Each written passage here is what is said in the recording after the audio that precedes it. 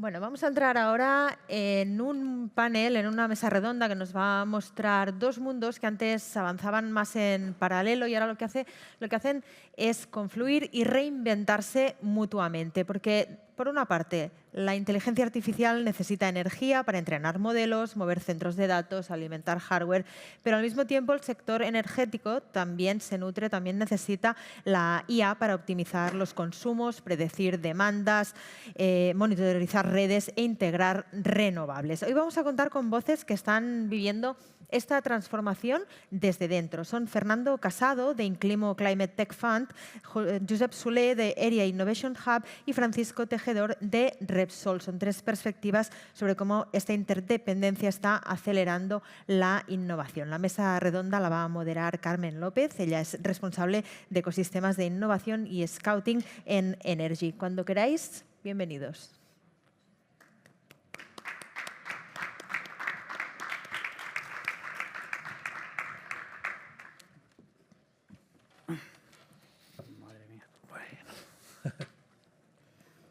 Bueno, buenas tardes a todos y muchas gracias por estar con nosotros.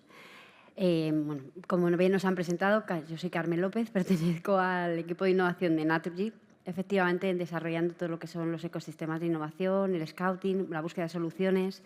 Y hoy estoy muy bien acompañada por tres compañeros y colegas del gremio y sector.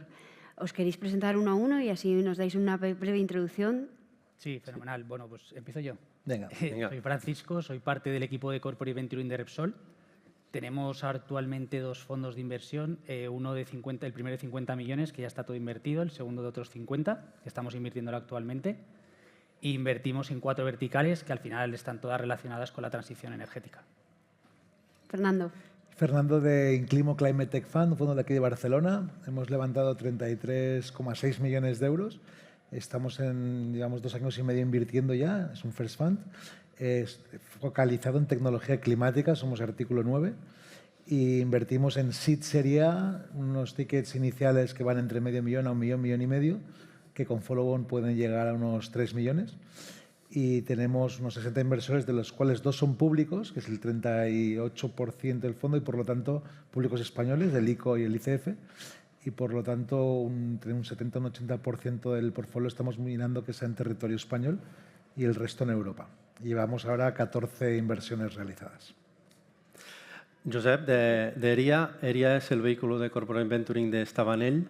Stabanell es un grupo dedicado al negocio de la energía eléctrica. Somos una empresa local, familiar, 125 años de historia, con sede en Granollers. Y ERIA se creó en 2024 para vehicular todos los programas de innovación abierta e intraemprendimiento dentro de la compañía, para acelerar la incorporación de innovación, soluciones tecnológicas disruptivas dentro de las unidades de negocio. Bueno, como veis, tenemos un buen elenco para poder ver cómo nos está afectando tanto la IA a la energía como la energía a la IA, ¿no? Yo creo que es un camino de doble sentido y que ambos dos se necesitan mutuamente, como bien ha dicho Ruth presentando. Los necesitamos y cómo los estamos utilizando. Ahora mismo, ¿cómo está afectando, por ejemplo, Josep, la IA en esa búsqueda de soluciones, en esa diferente innovación que estamos realizando? ¿Cómo se está afectando? Evidentemente, la IA ya ha impactado en todos los procesos de negocio de nuestra compañía, empezando por ERIA, donde toda la búsqueda de soluciones tecnológicas tendremos en breve un radar tecnológico basado en IA, también tenemos scouting también basado en IA, por lo tanto, ya forma parte de nuestro día a día de la innovación abierta a la incorporación de esta tecnología, y obviamente en el resto de unidades de negocio también vamos incorporando, también en las unidades transversales, el uso de la IA, ¿no? Tanto nosotros tenemos 3 unidades de negocio principales, que son los negocios de generación, distribución y comercialización de energía. Está impactando ya en todos, estamos buscando cualquier solución, de hecho, o la mayoría de soluciones que estamos encontrando en el mercado para incorporar en estas tres unidades de negocio, ya incorporan la IA, ¿no? Sobre todo la parte de generación para, por ejemplo, predicción de la producción fotovoltaica, en la red de distribución para optimizar los flujos energéticos, y en la comercialización, obviamente, para ofrecer servicios cada vez más personalizados y más sencillos para el cliente final. Fran, ¿podríamos decir que este tipo de soluciones, que las soluciones que todas incorporan IA, porque ahora mismo, por la parte de Scouting, incluso utilizamos la IA, pero a nivel Scouting, todas estas soluciones que estamos buscando, teniendo en cuenta el sector del que venimos, que es el sector energético, en el que está el hierro de por medio siempre, pero sí, no te rías, Francisco, pero ¿aplica o no aplica la IA? ¿Cómo lo estáis viendo desde el Venture de Repsol? Pues por a ver, la ejemplo? IA siempre... Cuando tú buscas una solución, cuando intentas, ¿no?, facilitarle la vida al negocio. Sí, o sea, la IA siempre va a ser útil, siempre es verdad que está más vista como aplicaciones, software y demás, pero en la parte más de hierros también la utilizamos y luego sirve muy bien, pues por ejemplo, típicas empresas que tienen que hacer prueba y error para sacar nuevos elementos o nuevos materiales para producir un nuevo cátodo, un nuevo ánodo, pues a través de herramientas de IA son capaces de hacer muchísimas más pruebas en cosas que a lo mejor llevaban antes años y ahora son capaces de hacerlas en meses. Luego también lo estamos viendo en aplicaciones directamente, tanto en plantas de refinerías como en producción de biocombustibles. Los biocombustibles al final muchas veces necesitas mucha tipología diferente de materia prima para meter dentro de lo que es la tecnología y cada materia prima al final es un mundo. Entonces hay también herramientas de IA que ayudan mucho a optimizar y a ajustar los procesos. Sí, nosotros también ahora mismo, a día de hoy en Naturgy, tenemos la suerte o ventaja de tener una unidad propia que se llama Factoría para probar todo tipo de soluciones nuevas con IA que puedan aplicar tanto a nuestros assets, o sea, a nuestros activos, como también a los procesos, ¿no? Al final es una necesidad. Pero todo esto, claro, visto desde el punto de vista de un fondo, ¿cómo lo estáis llevando, ¿no?, esa gestión? ¿O cómo para vosotros cambia a la hora de elegir una startup, de poder vehicularla, de invertirla? ¿Qué es lo que más os estáis fijando en el tema de la IA? ¿Cómo lo estáis enfocando? Sí, pues nosotros hay como dos enfoques, digamos, ¿no? Por un lado, cómo hacemos el scouting, que al final es cómo identificamos oportunidades. Nosotros tenemos 6 verticales y todas relacionadas con tecnología climática, ¿no?, de energía, agua, movilidad, etcétera. Solemos invertir más en donde suele haber más climate tech. A nivel estadístico vamos muy a la par de la media de inversión, que es energía, movilidad y economía circular. Son como los 3 verticales principales del climate. Y curiosamente, tanto en economía circular, pero sobre todo en energía, hemos visto que la IA ha afectado de manera muy transgresora lo que estamos viendo. En esa categoría de scouting diría que hay como 2 niveles de empresas, las que se crearon antes del 2023, que no existía ChatGPT, por ejemplo, y que usan la IA incorporando a mejora de procesos, no la han incorporado, y las que empezamos a ver ahora, que son empresas diseñadas bajo el AI First Modality, ¿no?, con una mentalidad y un diseño conceptual que nacen a raíz de la IA, ¿no? Y son muy interesantes porque, claro, la propuesta de valor, el modelo de negocio, la escalabilidad, cambia completamente las normas, ¿no? Y entonces nos estamos fijando mucho. Yo creo que esto va a cambiar cómo los fondos gestionan el capital, cómo los fondos invierten, cómo los fondos tomamos decisiones. Ya éramos estructuras pequeñas, los VCs, tenemos una comisión de gestión pequeña y somos equipos pequeños. Yo creo que pues, lo seremos todavía más, seguramente. Pero estamos viendo mucho cambio por ese lado. Y por el otro, lo que hemos invertido, insistido y estamos sistematizando mucho es cómo la IA cambia nuestra toma de decisiones, ¿no? Que ya no solo se pasa en análisis de oportunidades, en la fase previa de cómo identificamos oportunidades, sino cómo las analizamos, qué ponemos en valor, cómo están alineadas con la tesis, cómo lo llevamos al comité de inversión. O sea, hemos creado una serie de agentes. Nosotros en Inclimo somos muy creyentes en la IA, hasta el punto que pensamos que los fondos de inversión o adoptan la IA de manera sistematizada o dejarán de ser, nos haremos obsoletos. Por lo tanto, nos hemos tirado de cabeza los 3 socios que somos y estamos sistematizando. Y no solo esto, sino también cómo se gestionan las participadas. Hemos creado una serie de agentes de IA que estamos empezando a ver un poco el peligro, ¿no? Cuando los 3 GPs están de acuerdo en una cosa y la IA no, ¿qué pasa? Porque la IA no tiene voto en el comité, ¿no? Entonces, hay una confrontación interesante que yo creo que va a generar problemas dentro de poco por la validez de la toma de decisiones, ¿no? Pero yo creo que va a cambiar el tipo de empresas que vemos, la manera en que invertimos y cómo gestionamos las inversiones en muy poco tiempo. Estoy totalmente de acuerdo porque nosotros también estamos viendo, al final, el scouting que realizamos, las empresas que están en el mercado son básicamente las mismas en las que nos estamos enfocando, tanto grandes fondos, fondos de corporaciones, como la necesidad que hay desde la parte de negocio para probar, pilotar y hacer las pruebas de concepto con las startups que luego se van a invertir. El cambio grande en la adopción de la IA está pasando, no solamente a nivel startup, sino a nivel procesos. Se está incorporando la IA en todos los factores. De hecho, necesitas formar tanto a la gente que está dentro como a la posible gente de fuera y tenerla con los ojos muy abiertos porque los cambios son muy rápidos. Y en relación a estos cambios, quería preguntaros cómo veis vosotros, cómo están evolucionando las startups. Ya nos has dicho que se ve un gran abismo. ¿Esto les confiere un menor ciclo de vida? Es decir, ¿es más fácil que suban, mueran, entren, salgan? ¿Cómo lo veis, la adopción de la IA con las startups con las que estáis manejando? Voy a empezar por Fernando, por el fondo, pero bueno, luego sí que me gustaría que me dieseis un poco el punto de vista, ¿no? O que, por favor, continuéis a lo que nos comente Fernando, porque sí que es interesante ver cómo estamos viendo esa madurez de las startups que va mucho más rápido, como tú dices, mucho más ágiles.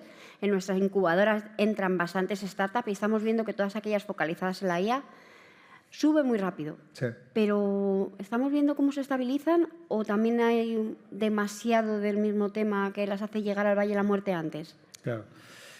Pues es una muy buena pregunta. Yo creo que, efectivamente, lo primero que constatamos es que empresas que estaban en pre-seed, que no habían llegado al mercado, nosotros teníamos, era un lujo estar en nuestra tarima de inversor, porque estamos en seed, Serie A.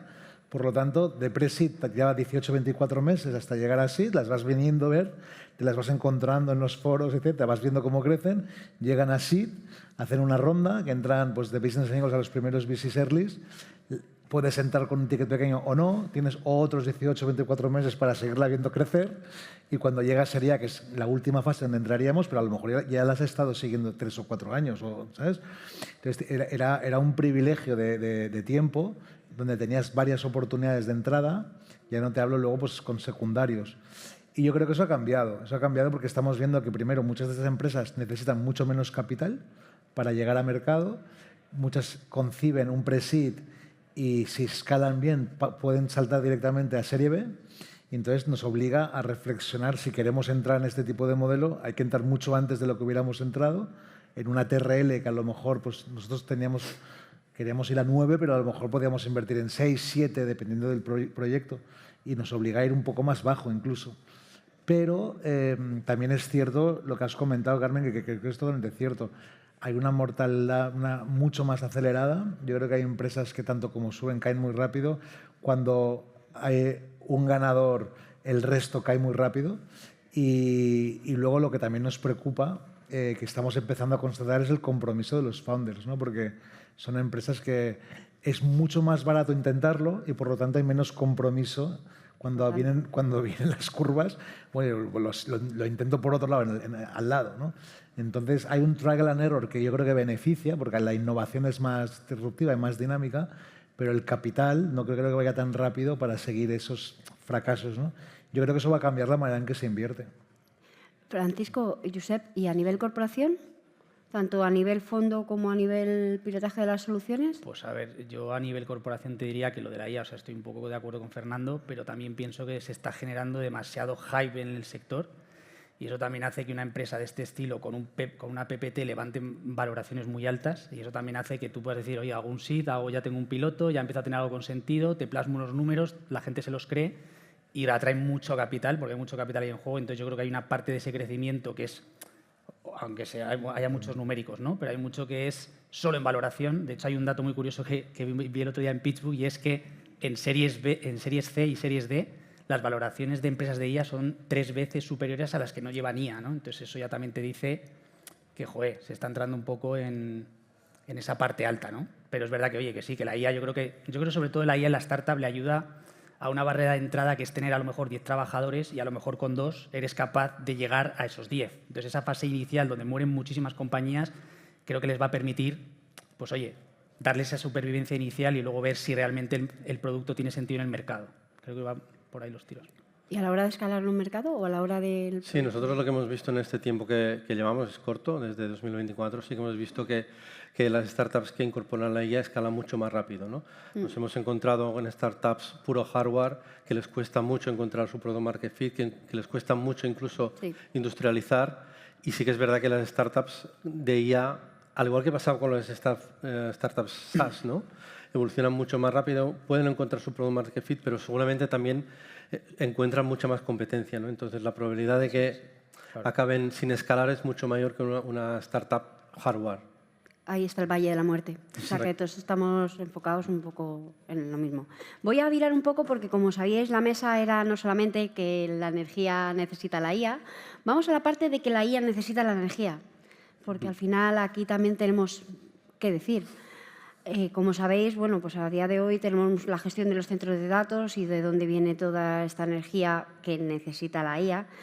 Y yo quería preguntaros, ¿cómo veis que puede afectar la IA o la generación de esta IA a todo lo que es tanto los puntos de conexión, la gestión de la demanda, la generación eléctrica o no eléctrica? Porque, por ejemplo, nosotros como Buena Gasista apostamos por la inclusión del gas en la gestión de los centros de datos. ¿Cómo lo veis vosotros? Voy a empezar por Josep y me vais un poco diciendo, un poco porque es un tema candente y a día de hoy lo estamos viendo, ¿no? Cómo está afectando todo lo que es la generación y la distribución, los puntos de conexión, etcétera. Sí, evidentemente la implantación de la IA está provocando una explosión de la demanda eléctrica a través de los centros de datos, ¿no? Tenemos que pensar que al final la red eléctrica no estuvo concebida para eso. La red eléctrica pensemos que era una red unidireccional que unía unos pocos centros de generación con muchos puntos de suministro. Ahora nos estamos encontrando centros de generación distribuidos, que los usuarios son prosumidores y están generando peticiones de conexión a la red a muy alto, con unos niveles de potencia altísimos. Pensad que en promedio un CPD típico pues consumía unos 10 kilovatios por rack y ahora con la IA estamos pasando a 100 kilovatios por rack, hemos multiplicado por 10. Si eso lo multiplicamos por 100 racks, que sería un CPD normal, estamos hablando de 10 megavatios por CPD. Esto está provocando realmente problemas para acoger toda esta demanda de nuevos centros de datos. De hecho, en España, solo en 2024, el 40% de las peticiones de acceso de nuevos CPDs a la red fueron denegadas. Y eso que España se ha considerado como un paraíso de los CPDs, básicamente porque no tenemos un problema de generación. Tenemos mucha generación renovable, mucha generación también a través de ciclo combinado y a unos precios bastante buenos. ¿Qué pasa? Que esta generación no va acompañada de una capacidad de acceso suficiente, ¿no? Por lo tanto, esto es un problema que no es solo de España, es un problema global y que bueno, otras economías, sobre todo en Estados Unidos, están abordando con formas muy innovadoras, ¿no? Lo que se conoce como los data centers autónomos incluso.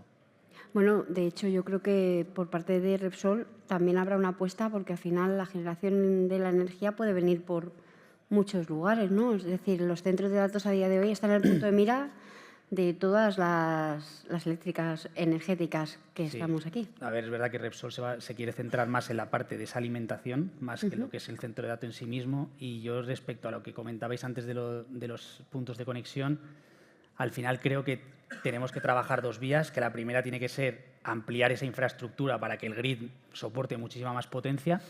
Y luego otra vía que veo es que al final todas las renovables han estado muy bien, nos han dado precios bajos de la energía en las horas solares, pero tenemos mucha red infrautilizada, porque al final una planta solar de promedio pues te puede producir 2.000 horas al año más o menos de sol.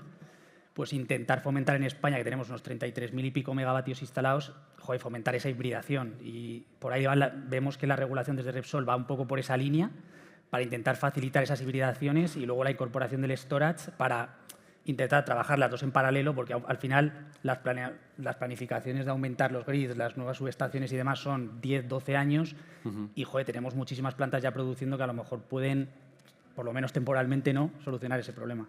A ver, el almacenamiento al final va a ser un vector de transición indispensable para muchos puntos, ¿no? Incluido el famoso apagón, pero también porque nos va a dar un margen de maniobra con todos estos nuevos suministros que nos están viniendo. Yo creo, Fernando, que desde el fondo, desde Inclimo, ¿cómo veis esta transición y cómo apostáis, ¿no?, por empresas que nos puedan ayudar a avanzar en temas como la gestión de la demanda, el almacenamiento? Al final vosotros sois sostenibilidad.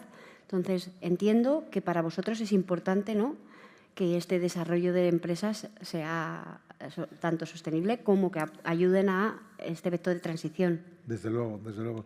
Y si me permites que me lo lleve un poco al plano más geopolítico, yo creo que lo que observamos como fondo europeo que invierte principalmente en Europa, que es un poco la misión, que sí que hay una competencia geopolítica de diferentes modelos y en el ámbito de bases de centros de datos entre Estados Unidos, Europa y China, que es la que ha liderado un poco el hardware, ¿no? Que dicen que si China ofrece la musculatura para la gestión de la energía, pues yo creo que Europa puede ser la mente, el sistema operativo que gestiona esa energía, ¿no? Y ahí vemos que hay muchísimas oportunidades, porque como decían mis dos compañeros, o sea, al final yo creo que Europa es el único territorio que hay una descentralización enorme en la red, una proliferación enorme en diferentes tipos de energía que suben y bajan, con diferentes regulaciones en diferentes países y a veces incluso en diferentes comunidades autonómicas.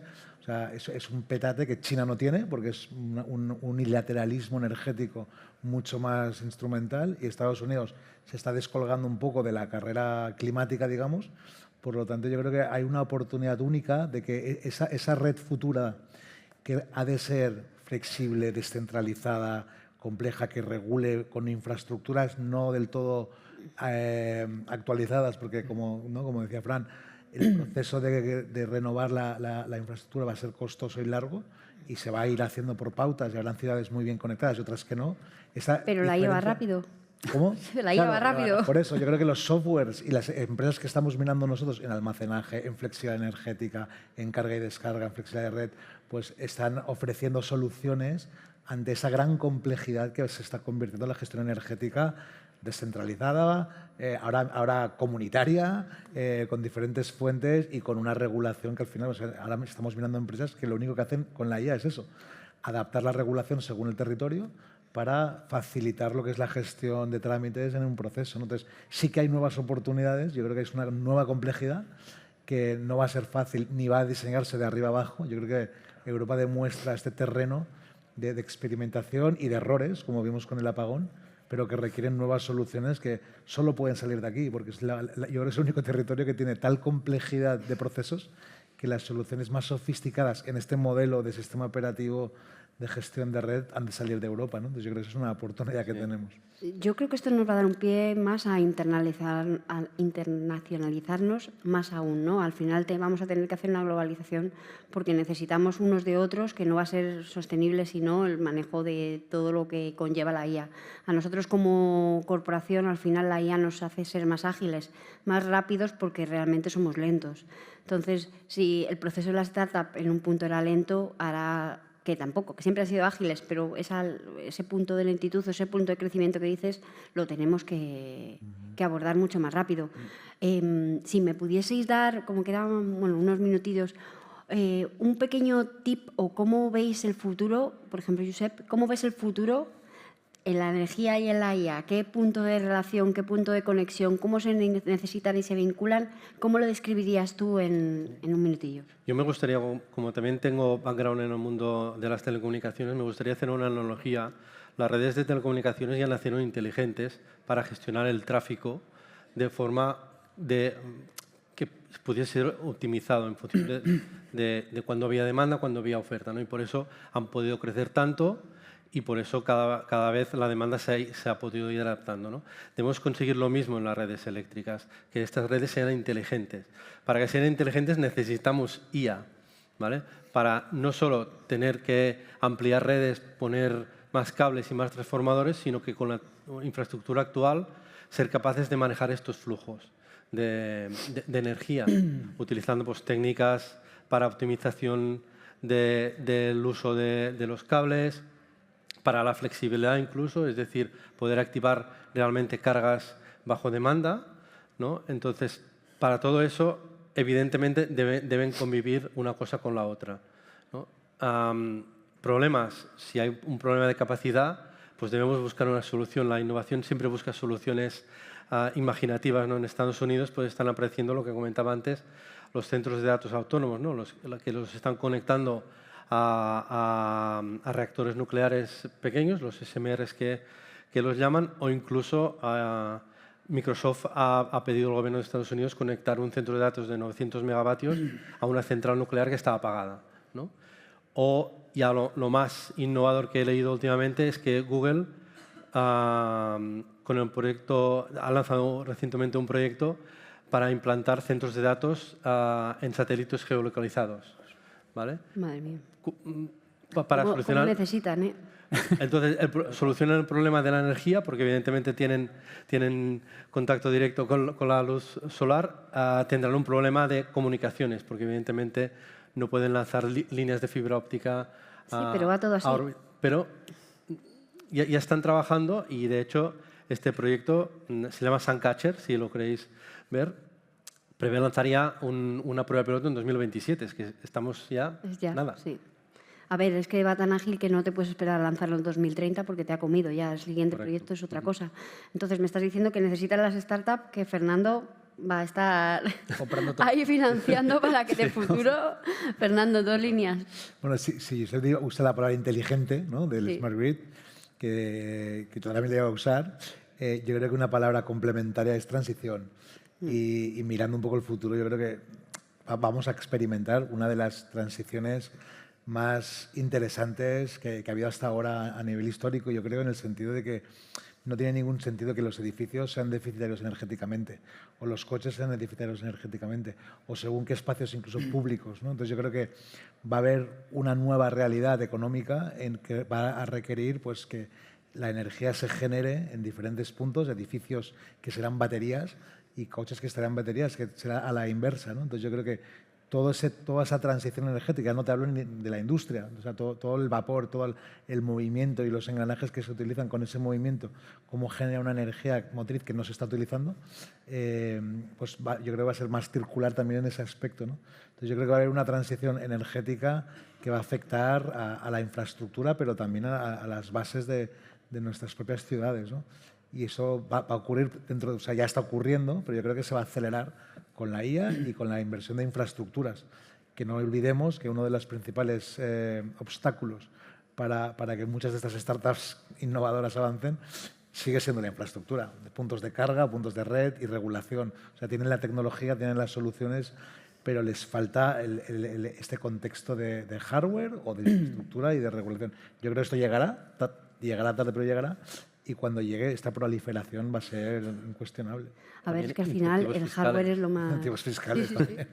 Y que el hardware al final es lo más lento que avanzan. Lo estamos viendo incluso en las startups, las que más lento avanzan son las que llevan los hierros. Yo llamo siempre hierros, pero bueno, globalicemos a edificios, ciudades, no somos tan rápidos. De hecho, Francisco, tú aquí conoces lo mismo que yo, porque la transición energética en el sector oil and gas, por mucha IA... A ver, yo creo que las dos van a consistir, la IA y la energía. Se tienen que adaptar y a mí lo que más me interesa es que, oye, que vayan acompasadas. O sea, justo lo que ha dicho también Fernando, es decir, que la IA no avance demasiado rápido y no haya suficiente capacidad, pues entonces estamos en las mismas. Pero sí que creo que al final pues irán en conjunta de la mano y nos van a generar pues eso, menos costes, mayor productividad, que al final será bueno en todos los sectores. Pero vosotros ya estáis aplicando la IA directamente en muchos de vuestros procesos. Sí, o sea, lo que pasa es que obviamente yo creo que falta muchísima implementación. Al final luego empresas como la nuestra, o sea, como Repsol.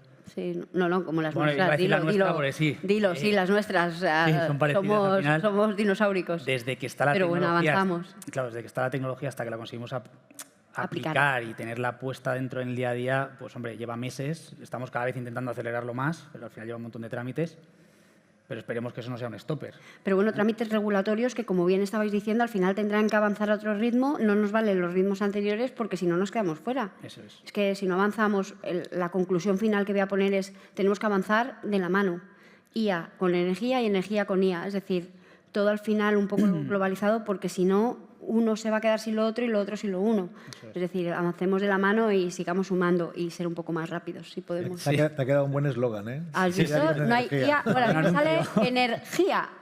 Pues ya está, ya la IA la tenemos. Si es que tenemos la IA incorporada en energía. Yo no sé cómo nos estamos ni planteando. Bueno, daros las gracias a los tres. Muchas gracias por acompañarnos hoy. Y muchas gracias a todos los que estáis aquí hoy para escucharnos esta ponencia. Gracias.